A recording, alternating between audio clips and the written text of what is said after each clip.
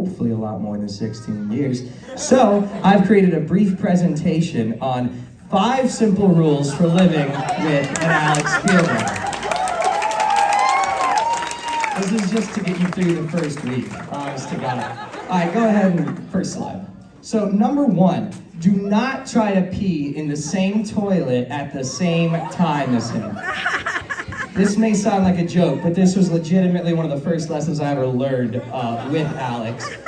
The first house we lived in was like maybe 1,600 square foot, master bath. I don't even know if there was a master bathroom. There was one bathroom, and we had to get ready together every morning, and I thought it was quite practical as a 2-year-old to save time and pee at the same time as him. Now, I gotta say, this may seem kind of joking, but I feel like it sets a precedence for my relationship with him, because I often see things quite practically, yet Alex has really taught me that just because something might be easier and faster doesn't make it okay in principle. And I really appreciate that about him. All right, second slide. Things not to bring up in front of a philosopher. So I don't know, hopefully you guys are aware, Alex just graduated this last year with Grace with a degree in philosophy and a degree in English. And these are just, Grace, honest to God, these are just based on conversations. You actually might have had them, actually, just to save you guys some time. So number 1, do not talk about whether or not America should have dropped an atom bomb on Japan. Number 2, whether the heart is an entity that exists on its own or if it's simply a function of the body. Yeah, that's a joke for just them, I'm sorry, but they get it. And whether or not Chrysogenous is a good baby name. I don't know if you guys know many philosophers, but nuclear warfare and baby names are really, really difficult for them. So I would just kind of avoid that in general. All right, number 3. He likes the color blue. Number 4. He will always love you more than possessions. Now, this one is very genuine, and I've had experiences about this both at the beginning of my relationship with Alex, being a brother, and more recently. When we were younger, Alex is about 2 years older than me, so obviously he got the cooler things way before me. And so by the time he was on his 5th birthday getting G.I. Joes, I was like 2.5, and what 2-year-old doesn't think they're cool? And just like you do, if you give a 2-year-old a G.I. Joe, you're gonna find creative ways to dismember them.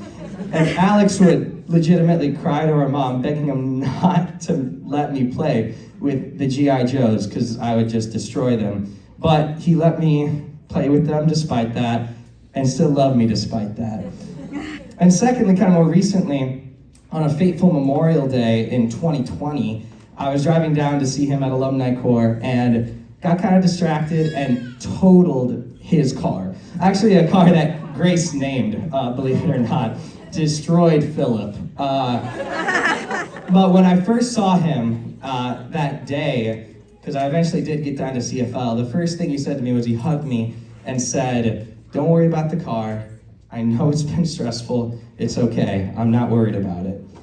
And just so much pressure and just so much relief in that moment. And I think this is a really important point, because you are marrying a philosopher. You're not gonna have many of these, but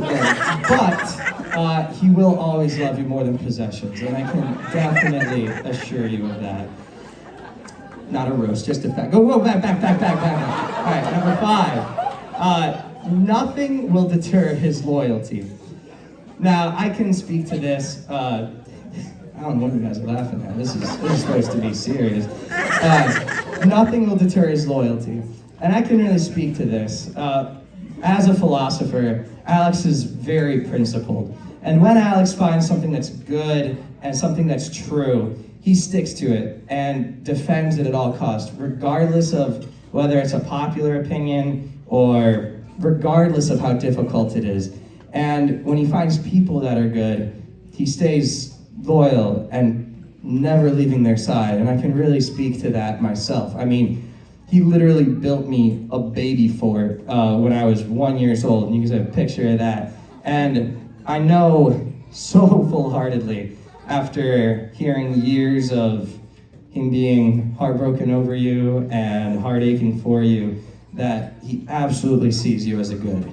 And I know how he treats things that he sees that are good.